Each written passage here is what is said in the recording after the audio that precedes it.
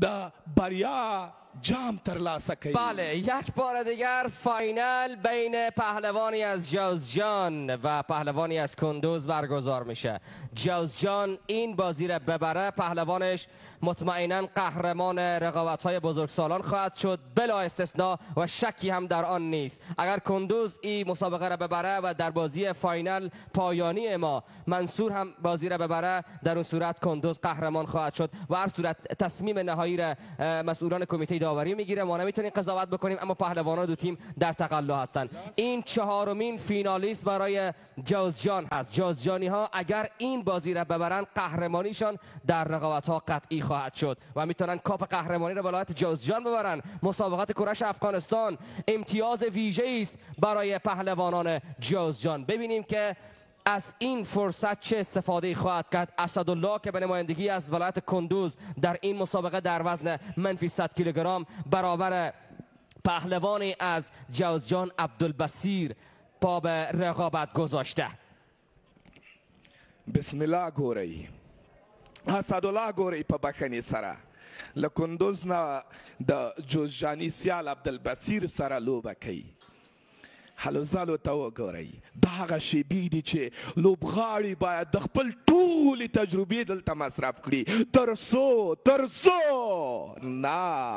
تر څو بریا ترلاسه کړي او په ملي ټیم کې وځلیږي. څومره مینهناکې شیبې دي، څومره خوندورې شیبې دي. وبګورو تر دې مهاله 0-0 دي همکاره. این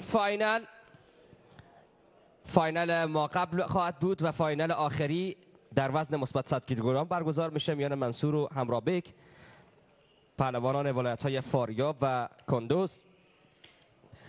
بعد از این یک تا مسابقه داریم و مسابقات قهرمانی کرش در ولایت کندوز به پایان میرسه و ما مراسم اهدای جوایز را برگزار خواهیم کرد. شما شاهد این مراسم از طریق شبکه‌های ملی و ملی سپورت خواهید بود. 2 دقیقه از زمان را پشت سر گذاشتیم، حالا وارد زمان جزایی شدیم که هر دو پهلوان کمر یکدیگر را خواهند گرفت و رقابت را ادامه خواهند داد. جوزجان خیز بلندی برداشته برای کسب عنوان قهرمانی رقابت‌های کرش در ولایت کندوز. کندوزی ها هم اگر این بازی و بازی بعدی را ببرن، ببینیم که در نهایت تصمیم داوری چه خواهد بود، به این دلیل که قهرمانی با تصمیم داورا به تعداد امتیازهایی که حاصل میشه، به تعداد مدالهایی که حاصل میشه تعیین میشه. اما اگر پهلوان جوزجان ببره 4 مدال طلا میتونه یک مقدار جوزجان را به عنوان قهرمانی نزدیک بکنه. اوکی، تاسو د بسم الله او عبدالبصیر ترمنځ لوبه ګورئ. وبګورو کم پهلوان د لوبې بریا ترلاسه کوي. آیا کندوزي پهلوانان به وکړی شي چې د استاد انور انورجي هلې ځلې او هغه هیلې چې کندوزي پهلوانانو ته لري پوره به یې کړي و که نه؟ بله، روز گذشته در مرحله نوجوانان و جوانان کندوز به شایستگی 5 مدال طلا گرفت و کاپ قهرمانی را مسئولان ولایت کندوز بالای سر بردن و به مقام قهرمانی در سنین نوجوانان و جوانان رسیدن. امروز اما کمی رقابت شدیدتر و نزدیکتر دنبال میشه. نمیتونیم قضاوت بکنیم با اینکه یک بازی دیگر مونده، یک بازی دیگر تا نهایی شدن این مسابقات مونده. مشخص نیست که کندوز قهرمان میشه یا جوزجان. جوزجان 3 مدال طلا تا اینجای کار دارن، 3 عنوان قهرمانی در 3 وزن مختلف دارن پهلوانان جوزجان.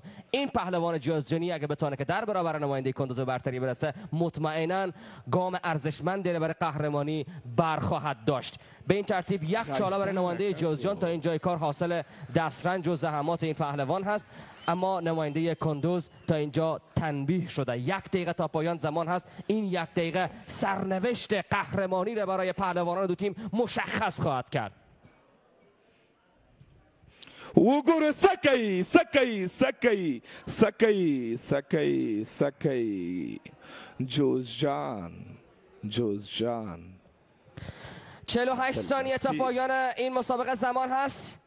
اگر که امتیاز این حرکت پهلوانان دو تیم داشته باشه، داور مرکزی مسابقه اعلام خواهد کرد.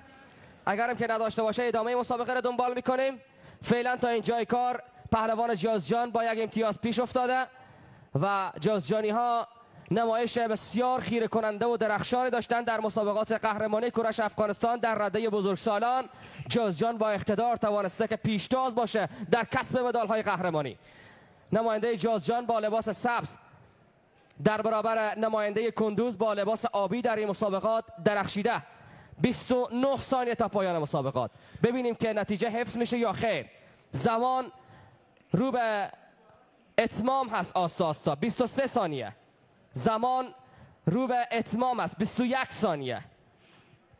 اسدالله ببینیم که میتونه در این واپسین ثانیه ها امتیازی کسب بکنه یا خیر. اما مطمئنا اجازه نخواهد داد عبدالبصیر که بسم الله امتیاز که به سختی به دست آورده به آسانی از دست بده. 10 ثانیه تا پایان مسابقه. کافیه که 7 ثانیه تحمل بکنه پهلوان جوزجانی تا ای که این مسابقه را ببره و قهرمان بشه. 3 2 و 1 و تمام شد. چهارمین قهرمانی ولایت جوزجان. چهارمین پهلوان جوزجان به سکوی قهرمانی میرسه و مدال قهرمانی را به گردن خواهد آویخت. این قهرمانی ممکنه که کاپ قهرمانی مسابقات کورش افغانستان را به ولایت جوزجان ببره. تاسو عبدالبصیر وینئ کندوزي پهلوان اسدالله ته ماته ورکړه. د خپل ولایت او ټیم په ګټه فیصله او پریکړه د داور یا سارونکي مو ولیده. عبدالبصیر ته بریا اعلان کړه. بله عبدالبصیر ده د نننۍ لوبې بریالی عبدالبصیر در فاینال منفی 100 کیلوگرم به مقام قهرمانی میرسه تا پس از پهلوانان دیگر جوزجان او هم مدال قهرمانی